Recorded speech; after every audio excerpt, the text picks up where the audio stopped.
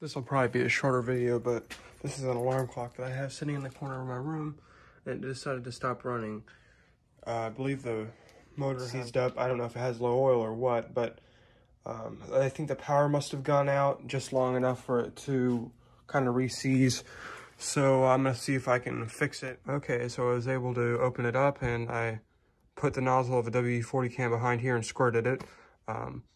I thought it was gonna be a big mess because it looked like it squirted everywhere, but it seemed to just kind of soak in. If I plug it in now.